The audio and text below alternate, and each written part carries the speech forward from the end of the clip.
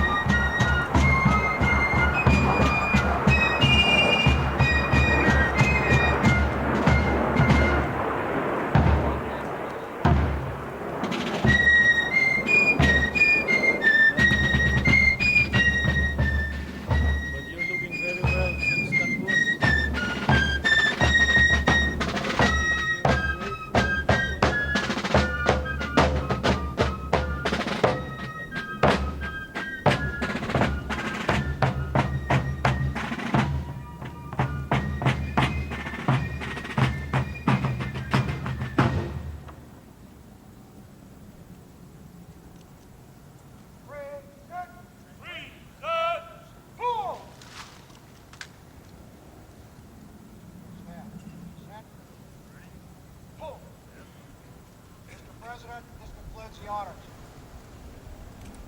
Stand. Order. Order. Right. Order. Four.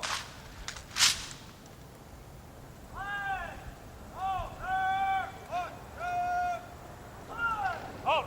Order. Halt.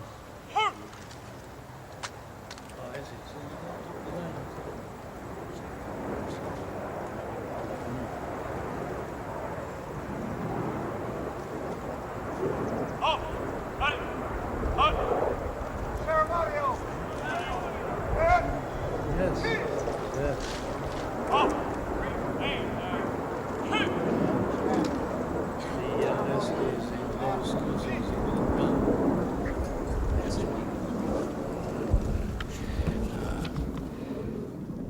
Mr. President, Mrs. Marcos, it gives me special pleasure to welcome you to the United States.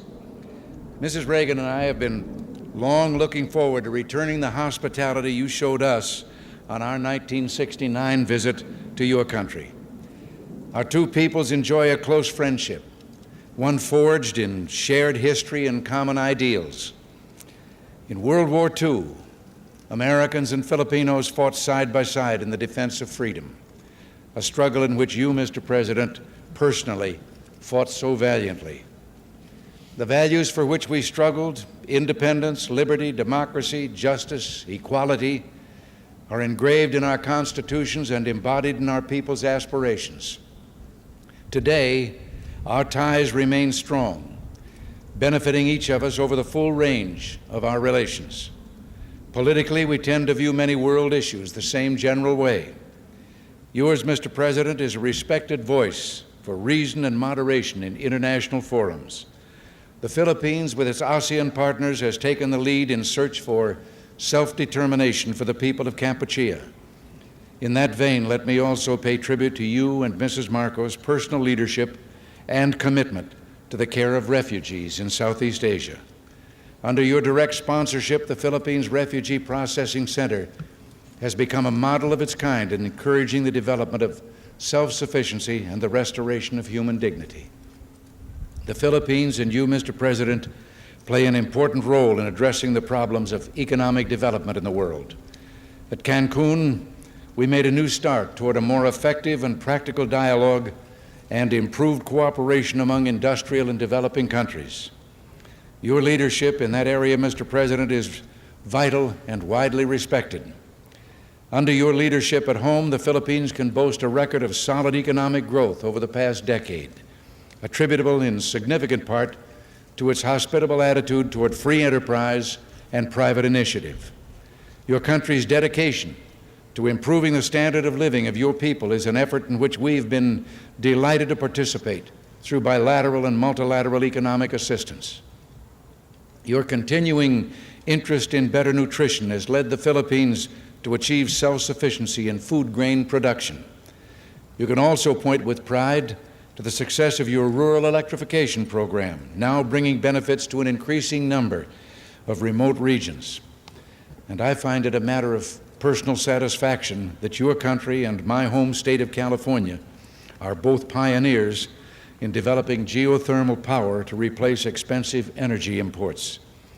The United States remains the Philippines' leading trading partner, and American firms are the largest foreign investors in your country, reflecting their confidence in your progress and prospects for economic growth.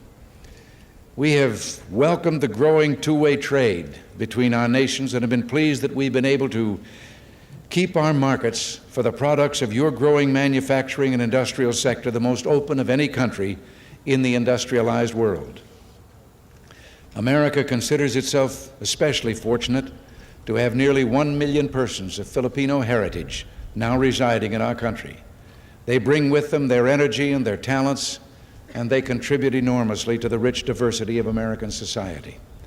Similarly, thousands of Americans, enchanted by the beauty of your nation and by its people, have chosen to live in the Philippines. Our security relationship is an essential element in maintaining peace in the region and is so recognized. This relationship, one of several we have in the Western Pacific, threatens no one but contributes to the shield behind which the whole region can develop socially and economically. Mr. President, under your leadership, the Philippines stands as a recognized force for peace and security in Southeast Asia through its bilateral efforts and through its role in ASEAN, which is the focus of our regional policies in Southeast Asia. Mr. President, Mrs. Marcos, the United States deeply values its close friendship and alliance with the Philippines.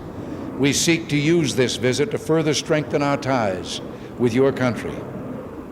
Nancy and I are personally delighted that you're here, and we say welcome to the United States, welcome to our national home.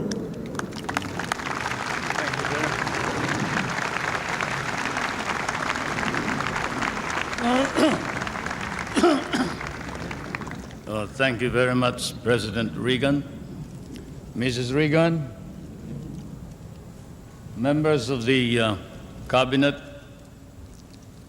distinguished guests, my friends. On behalf of the 50 million people of the Philippines, Mrs. Marcos and I express our gratitude for your warm welcome to Washington and to the United States of America. This great and beautiful city, that is one of the few cities that was built as the capital for a great nation, is indeed, as has been written, the key to knowing the secret of America. And this house of the American people, an American frontier that never vanishes. Your beautiful city with its grand memorials, its monuments, its walks, is indeed a city that memorializes the great achievements of your people for the past 2 centuries. But more than that, it keeps offering to the enterprising and the talented, the courageous and the strong, the rewards of effort and of initiative.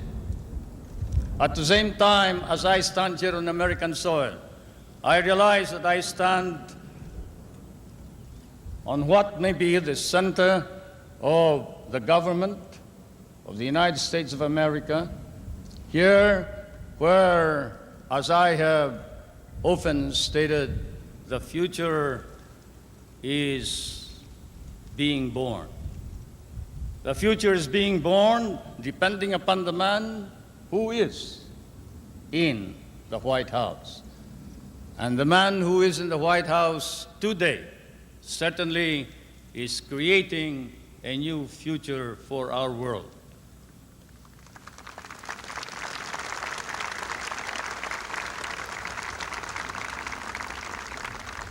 For Mr. President, I come from that part of the world wherein the poorest of the world's population live.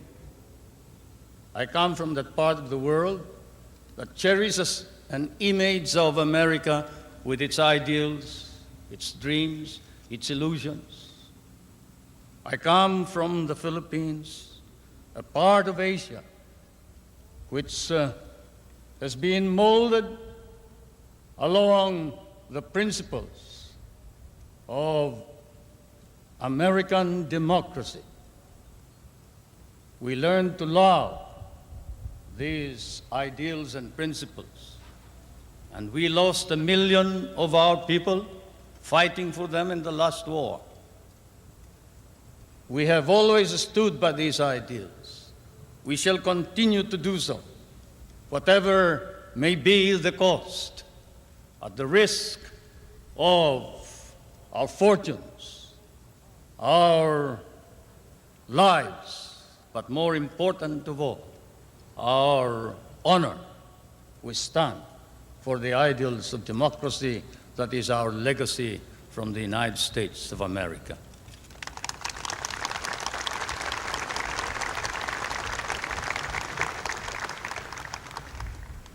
I did not come to burden you further with additional problems, Mr. President. For I know that, as I have said in many a speech before my own people and before the world, fate and destiny has decreed that the United States of America be the trustee of modern civilization against the threat of a possible second dark ages. And America cannot fail. And therefore, we, the Filipino people, come and bring to you a prayer that God and His divine providence may grant you guidance, strengthen both your heart and hand, so that that hand may be strong on the lever of power and save our humanity.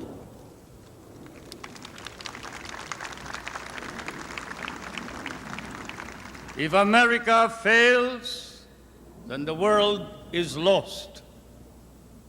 And thus, Mr. President, I can assure you that throughout all of Asia, there is nothing but a reservoir of goodwill for you, the American people, and the United States of America. Once again, may I say thank you for your warm welcome and your hospitality, which I know we will never be able to reciprocate. Thank you.